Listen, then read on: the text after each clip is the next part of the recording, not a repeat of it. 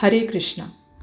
I am Radhika Pyari Devi Dasi, and this is the continuation of the Mahabharata series retold by Krishna Dharma Prabhu.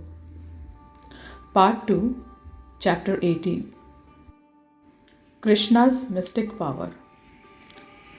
From some way off, Yudhishthir heard the blast of Arjuna's and Krishna's conch shells.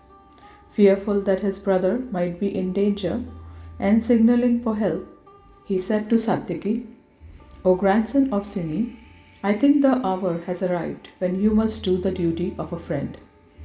You are wholly devoted to our welfare, and especially to Arjun's. O hero, it is said that one who casts off his mortal frame while fighting for his friend's cause gets the same result as one who twice gives away the entire earth in charity. I think Arjuna may now need your help. He has single handedly entered the Kaurava array. Please go to where he stands. There is no one else who can assist him better than you. Satyaki felt torn. Arjuna had specifically ordered him to remain by Yudhishthira's side and to follow his instructions. Now Yudhishthira was asking him to leave. What would happen if while he was gone, Drona attacked and captured Yudhishthira? Arjuna would never forgive him. He revealed his doubts. O Lord of the earth, there is nothing I would not do at your command. As you have rightly said, I am ever devoted to Arjuna's service. Thus I am ready to penetrate even into the ranks of heavenly hosts to assist that foremost of fighters. However, I must remind you of Arjuna's words to me today. Protect Yudhishthira until I return from slaying Jayadratha. How can I leave you? Surely Drona's threat still hangs over you since he vowed to take you captive. Satyaki reassured Yudhishthira. Arjuna could not possibly in any danger because he is with Krishna. Who among the Kauravas could even threaten him? Surely he has blown his conch after achieving a great victory.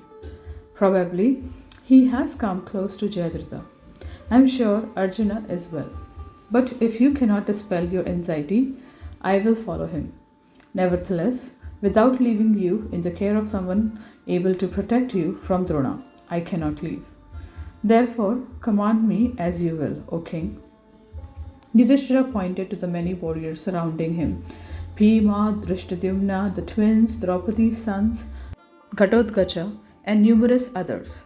They would surely be able to hold off Drona should he attack.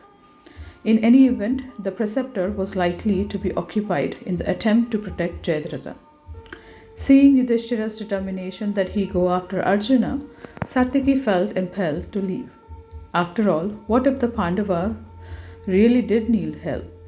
Although it seemed unlikely that Arjuna was in trouble, Satyaki felt that if he did not follow him, he would be censored as a coward. Looking around at the Pandava warriors fighting near the king, he said, In accordance with your order, I will depart. May good betide you, O king. Plunging into the hostile army, an ocean teeming with arrows, darts, and lances, I will soon reach my teacher and render him whatever assistance he may require. Let your fear be dispelled. After going over to Bhima and asking him to take his place by Yudhishthira's side, Satyaki ordered his charioteer to drive into the Kaurava array in Arjuna's wake. He soon saw the trail of carnage the Pandava had left behind.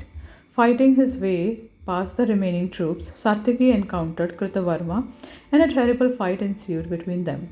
Satyaki fought intensely, determined to reach Arjuna as quickly as possible, and he soon overcame his opponent. Every Kaurava warrior who came against Satyaki was swiftly routed. Passing along Arjuna's path, he made rapid progress. Within an hour, he sighted Arjuna's chariot in the distance, its tall standard appearing high above the battlefield. Seeing this, he took out his conch shell and blew a great blast.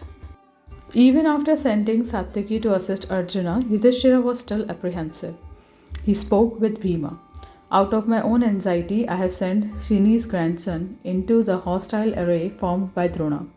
I now fear for both him and Arjuna. O mighty armed hero, you alone are capable of holding the enemy at bay. Therefore, go swiftly after your brother and Satyaki. When you reach them and find them safe, let go a mighty roar. My mind will then be relieved. With you by their side, nothing will be impossible for Arjuna and his disciple. I will consider Jayadratha already slain. Bhima laughed. What danger can there be for Arjuna? But if it is your desire, then I will go after him. You will soon hear my shout. Let your mind be at ease. Before leaving, Bhima went over Drishtadyumna and said, I am now proceeding after my brother. Remembering Drona's vow, stay close by the king's side. You are born for that Brahmin's destruction. In your presence, Yudhishthira can experience no danger. Reassured by Drishtadyumna, Bhima charged into the Kaurava ranks. Like Satyaki before him, he saw the slaughter Arjuna had wreaked. Going along the track made by both Arjuna and Satyaki, his progress towards his brother was swift. He quickly overcame the fighters who challenged him and soon reached his brother. Seeing Arjuna standard at a distance with Satyaki's chariot not far off, Bhima rode tremendously. Arjuna, who had already met Satyaki, heard his brother's roar and said to Krishna, Here now is the mighty Bhimsen. I do not see how the Kauravas will be able to protect Jayadratha from me when I am united with my brother and Satyaki. Arjuna had been surprised to see his disciple. At first, he had reproached him, fearful for Yudhishthira's welfare, but Satyaki had reassured him that the king was protected. He saw that Drona was also tied up in protecting Jayadratha, so there was no immediate danger for Yudhishthira. Arjuna had then embraced his beloved student who had performed an amazing feat in passing through the Kauravas in such a short time. Praising his prowess, Arjuna told Satyaki to help him reach Jayadratha. Only 2 hours remained until sunset. Arjuna still had to overcome Karna, Ashwathama, and other powerful Kauravas before he could reach Jayadratha. Doubtlessly, Drona himself would also fight to his full power to protect the Sindhu king. Duryodhana had recovered from his wounds and had come back to the fight with many of his brothers. All of them stood between Arjuna and Jayadratha. It was by no means certain that the Pandava would fulfill his vow. Now that Bhima had arrived, however, the Kauravas were shaking like a forest struck by a gale. Arjuna was bad enough, but when he fought with Bhima and Satyaki, no one would be able to stop him. The 3 Pandava heroes advanced towards the division which formed Jayadratha's last line of defense. Karna came forward to meet them and Bhima challenged him. Karna rushed at him, furiously releasing hundreds of arrows. Warding off the shafts, Bhima replied with 100 of his own. Both warriors glared at each other with eyes like blazing goals. They circled one another in their chariots, their gaze fixed on the other and waiting for his move. The 2 antagonists suddenly began shooting showers of deadly shafts. Their bowstrings cracked like thunderclaps, and their arrows struck each other's armor with resounding thuds. Neither flinched under their opponent's attack, nor showed any quarter. The surrounding troops looked on in amazement. Some of them, seeing Karna's dazzling speed, considered Bhima doomed, while others, seeing Bhima's uncontrolled rage, felt that Karna's end had arrived. Bhima assailed Karna with all his power. He looked at him with unbridled contempt. Here was one of the prime causes of the Pandavas' suffering. This was the one who had laughed in the dice game and ordered Draupadi to find another husband. Indeed, it had been he who had suggested she be disrobed. He had always conspired with the Kauravas to bring about the Pandavas' downfall. His mocking words as they left for the forest still rang in Bhima's ears. Now, at last he stood against him in battle. Fearlessly Bhima closed on Karna, stretching his golden bow back to his ear as he discharged his arrows. He sent so many shafts at his enemy that they screened him from view. Karna countered the attack and quickly emerged from the network of shafts. He pierced Bhima with 9 well-tempered steel arrows that flashed from his bow like lightning. Undaunted, Bhima went even closer to Karna, constantly releasing steel shards that struck him in every part of his body. Intent on smashing Karna With his mace, the Pandava brought his chariot right up to him. As they came together, Bhima's black hued horses mingled with the milk white horses of his enemies. The great horses merging together appeared like beautiful black white clouds combining in the sky. The Kauravas cried out in anguish as they saw the furious Bhima resolved on Karna's destruction. The Pandava swung his mace and Karna quickly countered with his own. The two maces collided with a shower of sparks and a sound that deafened the onlookers for some moments. Contending at close quarters, Bhima and Karna appeared like a couple of infuriated mountain lions fighting to death. Their charioteers pulled back, the horses and two chariots again broke apart. Both men again took up their bows and fired short shafted arrows and blazing darts at one another. As they circled each other, constantly discharging their weapons, they resembled two clouds discharging rain in the monsoon season. Their arrows, decked with gold, seemed like rows of maddened swans ranging through the heaven.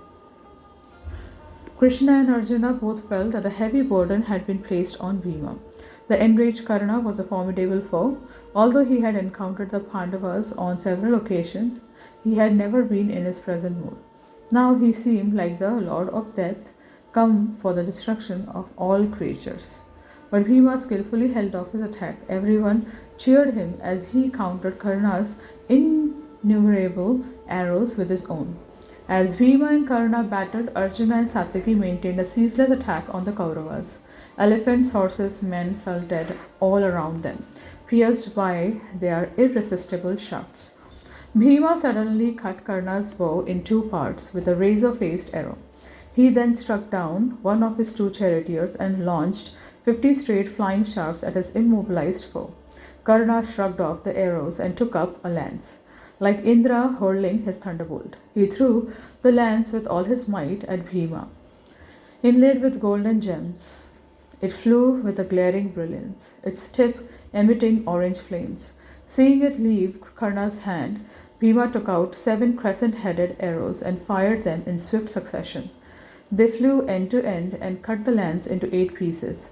With a further 20 shafts, Bhima then struck Karna on the chest and sent up a great roar. Without a second's delay, Karna took up and strung another bow. He released a dozen swift arrows, while Bhima was fixing more shafts on his own bow. Even the celestials were surprised to witness Karna's deftness and skill. Moving his chariot rapidly from side to side, Bhima's charioteer Vishoka evaded Karna's arrows, which whistled past the Pandava. The battle between the two heroes went on like a fight between two mighty elephants for the leadership of a herd. They assailed each other untiringly, roaring all the while. Sometimes they laughed, sometimes they reproached one another, and sometimes they blew their conches. They flashed scornful glances at each other as they fought, each seeking victory over the other. Bhima once again cut apart Karna's bow, then immediately slew his 4 horses and his second charioteer. Summoning all his strength, he sent a terrific downpour of arrows that completely enveloped Karna. His horses and charioteers slain, and himself struck everywhere and continuously. Karna was confounded and did not know what to do. Seeing his friend in such a predicament, Duryodhana commanded his brother, Durmukha, to rescue him. Braving Bhima's arrows, Durmukha raced over to Karna and quickly took him onto his chariot. But even as Karna leapt across to the chariot, Bhima killed Durmukha along with his charioteer and horses. Shocked, Karna quickly circumambulated the dead Kaurava and then ran across to another warrior's chariot. As a number of Duryodhana's other brothers came to his support, he resumed his assault on the Pandava. Smiling to see so many of his sworn enemies before him, Bhima fought with greater intensity. He killed another 3 Kaurava princes and yelled out his battle cry, making the rest of them shake with fear. In the distance, Yudhishthira heard the victorious shout and was relieved. Everything was clearly well with Arjuna and Bhima. So fierce was Bhima's attack that no one could stand before him. Another four of Dhritarashtra's sons were each killed by a single arrow from Bhima's bow. Finally, even Karna himself was overpowered and pierced by so many shafts that he turned and fled. Bhima fell upon the Kauravas with a maniac fury. Targeting Duryodhana's brothers, he began slaying them like a lion slaying deer. The Pandavas' arrows fell on the Kauravas like poisonous serpents. Remembering all the wrongs they had committed against him and his brothers, he ruthlessly cut them down.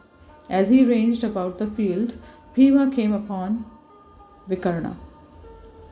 He remembered how he had fearlessly spoken in Draupadi's defense during the dice game. The Pandavas knew that Vikarna felt genuine affection for them and supported their cause even against his elder brother, but duty had ultimately compelled him to fight for Duryodhana. Bearing in mind his vow to kill all 100 brothers, as well as his duty as a Kshatriya, Bhima did not hesitate to attack Vikarna along with his brothers. With golden winged shafts, he cut down the brothers one after another. Finally, he slew Vikarna with 3 arrows. As the prince fell to the earth, Bhima went over to him and circumambulated his body. He felt a twinge of sorrow, but thinking of the exalted destination he was sure to attain, he again became cheerful. The virtuous Kaurava hero had always performed his religious duties and had died in battle while facing his foes. Doubtlessly, he had gone to the celestial regions. After paying his last respects to Vikarna, Bhima again launched himself into the fight. Nearby, Satyaki was driving back Drona's troops, moving towards the preceptor himself, while Arjuna was pressing inexorably towards Jayadratha. Not much time remained until sunset, and the three Pandava heroes fought to the extreme limits of their power. Duryodhana was grief stricken. Bhima had just killed more than 30 of his brothers. He remembered Vidura's warnings. Why had he not heeded them? Surely Bhima was not human, nor was Arjuna. Both of them were annihilating his forces like Indra and Mahadeva, wiping out the Asuras. Not far away, Satyaki was single handedly destroying the Trigarta army. It seemed that all of the Pandava warriors were aided by divine power. Perhaps Krishna was indeed the supreme person. Duryodhana remembered the Danava's assurances. Even if those celestial beings were assisting him, it would prove to no avail against an enemy assisted by God himself. Despite the overwhelming odds, the Pandavas were steadily crushing his forces. The greatest fighters in the 3 worlds were among his army, but they could make no impression on the Pandavas. He too could do nothing, it seemed, even while clad in Indra's celestial armor. The prince looked at the sky. The sun was not far from the western horizon. Perhaps all was not yet lost. Arjuna still had to pass Drona and his son.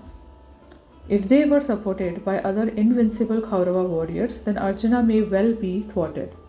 Duryodhana urged his charioteer to drive quickly to Drona. One last strategic effort was needed. He and the preceptor could form all the great fighters in the vicinity into a solid line to protect Jayadratha. Surely, even Arjuna would not have enough time to fight his way past Drona. Karna, Kripa, Ashwathama, Shalya, and a dozen other warriors, all standing together. As Duryodhana raced towards Drona, Satyaki fought with the powerful Kuru hero, Bhurishrava. As they encountered each other, both men bore in mind an old enmity between their 2 fathers. Satyaki's father Sini had once defeated Somadatta, Bhurishrava's father, in a fight at a Swayamvara. Sini had dragged and kicked Somadatta in the presence of many kings. After this, Somadatta had pleased Shiva and received a boon that his son would do the same to Shini's son. Now the 2 sons were meeting in battle for the first time. They traded arrows by the thousands, but neither could gain an advantage over the other. Both warriors hurled lances and javelins with all their power, but saw their opponent unfailingly cut them down with well-aimed arrows. Roaring like a couple of bulls, they contended at close quarters. Both men, horses, and charioteers were slain, and their chariots smashed to pieces. The 2 dauntless fighters jumped clear of their broken chariots. They drew out their sky-blue swords from their jeweled scabbards. Holding bull hide shields inlaid with gold and silver carvings, they slowly circled one another. As they came together, they displayed various skillful motions, describing circles and moving swiftly from side to side. They leapt into the air and swung their great swords, striking each other with all their power. The clash of their swords rang out across the battlefield. Sparks flew up as the weapons collided or fell upon the fighters' armors. Both warriors thrust and parried with a speed and skill that amazed the onlookers, who shouted out praise and encouragement to both men. Suddenly, with one mighty blow, both swords shattered. Throwing them aside, the two men fell to wrestling. They struck and seized each other, rolling about on the ground with grunts and roars. Displaying every kind of wrestling skill, they fought on, each determined to kill the other. Gradually, Satyaki tired. It had taken a superhuman effort to reach Arjuna, and that was now taking its toll. Varishrava saw his chance and he seized his opponent's hair. Dragging him across the field, the Kuru warrior repeatedly kicked and punched him.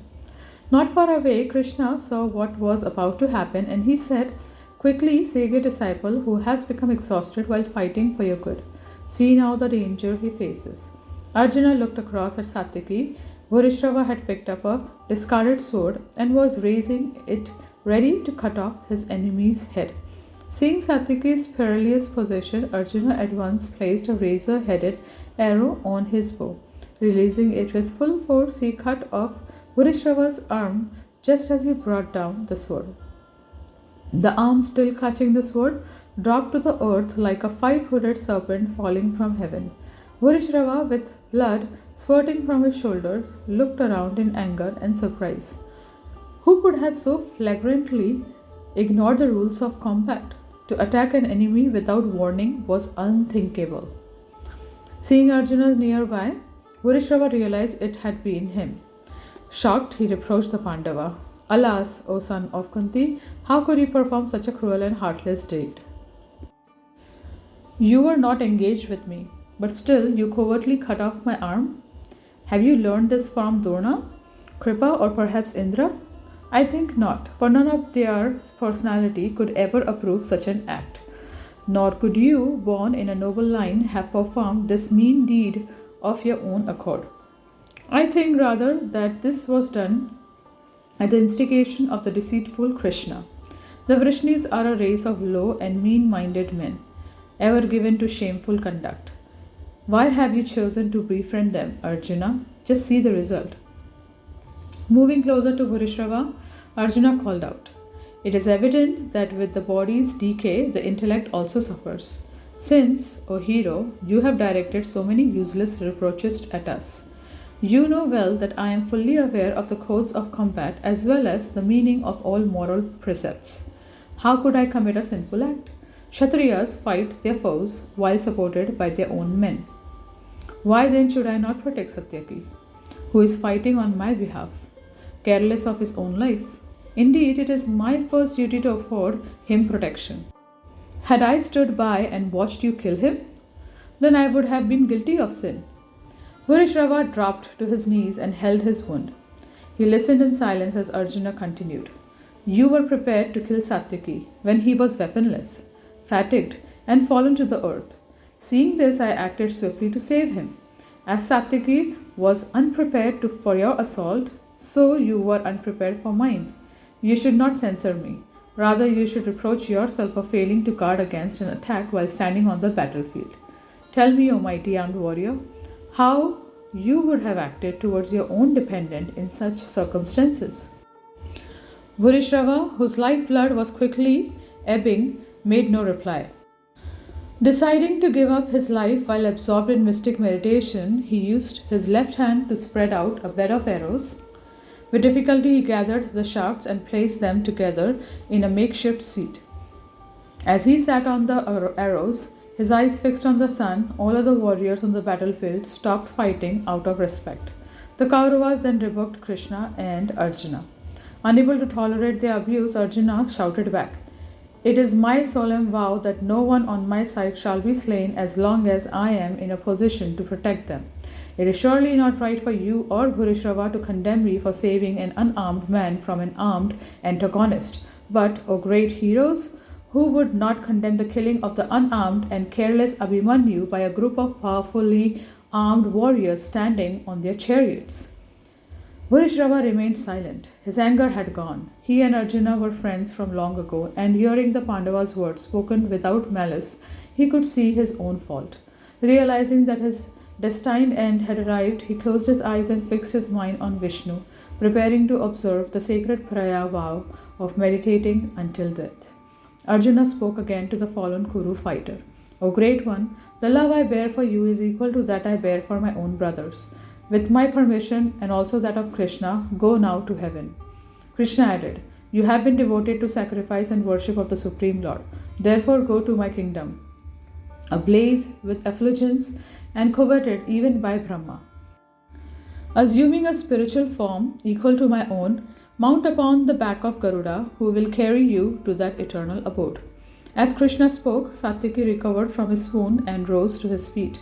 Seeing his enemy seated nearby, he took up his discarded sword and rushed at him. As everyone present cried out to stop him, he swung the sword with all his strength and cut off Burishrava's head. There was shocked silence. No one praised Satyaki for killing Burishrava, who had already been slain by Arjuna. Some of the Kaurava troops spoke among themselves. Satyaki was only the instrument, for this hero's end had surely been ordained by fate. The Creator himself has moved Satyaki to kill Burishrava, and we should not give way to anger, which is always the cause of man's grief. Others amongst the Kauravas, such as Duryodhana and Karna, rebuked Satyaki.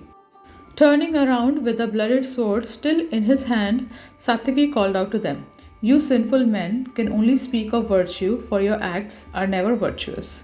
Where were your righteousness when Abhimanyu was slain?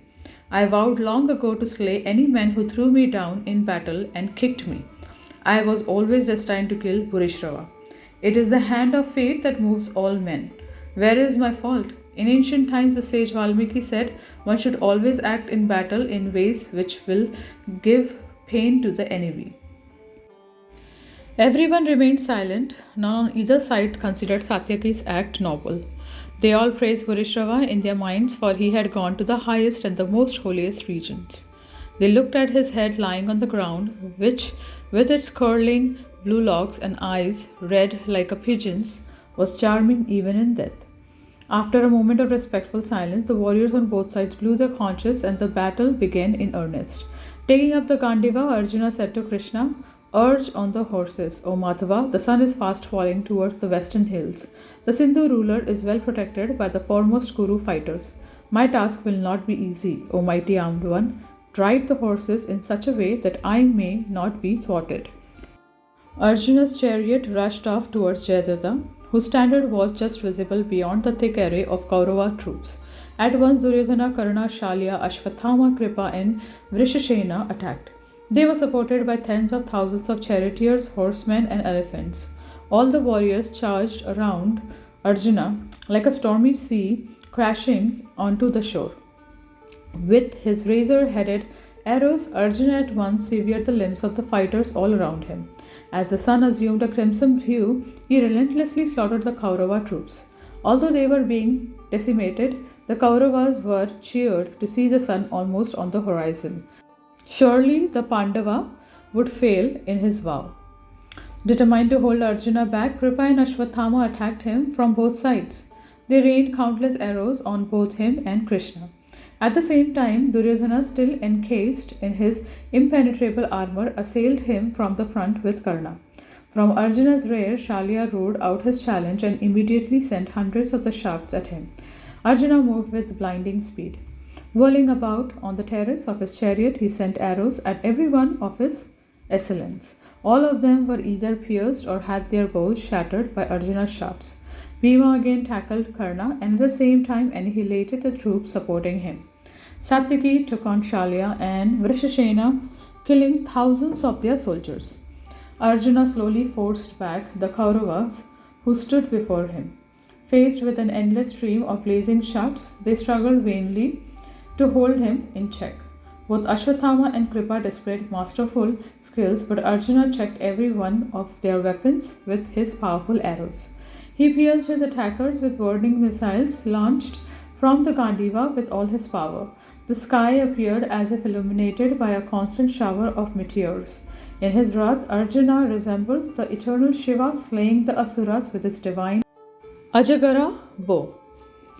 Numerous monarchs and warriors came forward to attack Arjuna, clutching bows, lances, maces, and swords. Advancing furiously on the Pandavas, they were destroyed in moments by his irresistible arrows. The twang of the Gandiva, continuously resounding, resembled the roars of clouds seen in the sky at the end of the epoch. Warriors were dispatched to the Death's Kingdom by the tens of thousands. The Kauravas began to panic. They called to one another amid the confusion and carnage. Blood spattered, bodies lay everywhere, entangled and twisted heaps.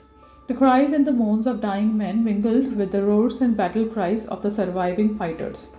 Wherever the warriors looked, they saw Arjuna's standard carving through their ranks. His snake like arrows fell from the sky as if rained down by Indra. Even Drona, coming against Arjuna with all his strength, could not check him. He called out to his troops, who were starting to flee, trying to rally them back to the battle. Less than half an hour remained until sunset. Drona ordered his son Kripa, Karna, Shalya, Duryodhana, and a number of other Maharatha warriors to stand before Arjuna, who could now see Jayadratha. They all began hurling weapons at the Pandava, screening him from Jayadratha. Arjuna, although so close to his foe, began to despair.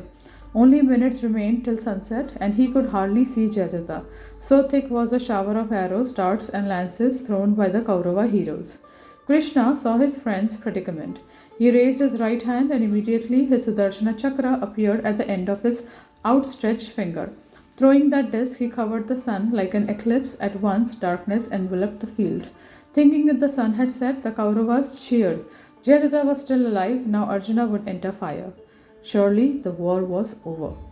Confounded, Arjuna looked around, but Krishna reassured him. O Partha, there is still time. Fix your eyes on the southern quarter where Jayadratha stands. The Kauravas have lowered their weapons, and the Sindhu ruler now stands unprotected. In a moment he will come before your sight. Place upon the Gandiva an arrow charged with Brahma's power and sever his head. Arjuna immediately did as he was told.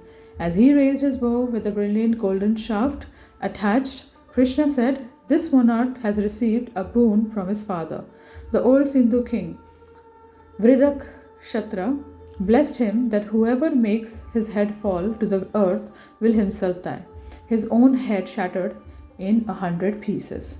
I know that Vridakshatra now sits some miles from here at Samantapanchaka lake, deep in meditation.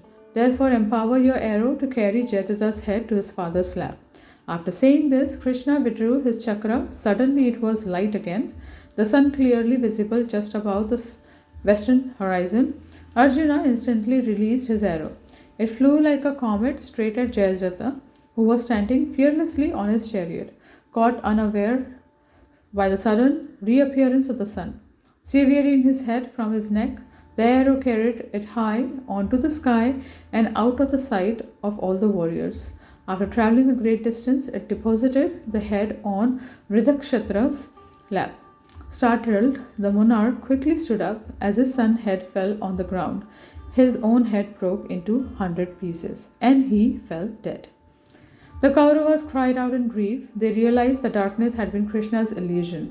Duryodhana fell to his knees in his chariot. He dropped his weapons, and hot tears flowed from his eyes. All of his warriors were struck dumb as they slowly left the battlefield. Overjoyed at the success of his friend, Krishna embraced Arjuna.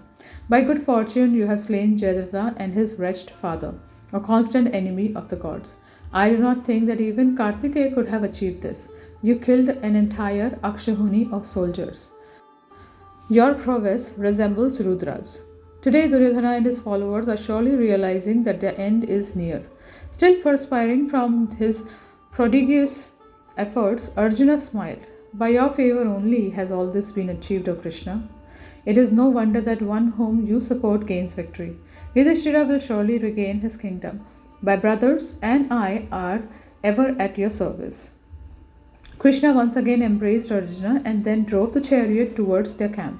As they headed back, they surveyed the large number of warriors lying all over the field.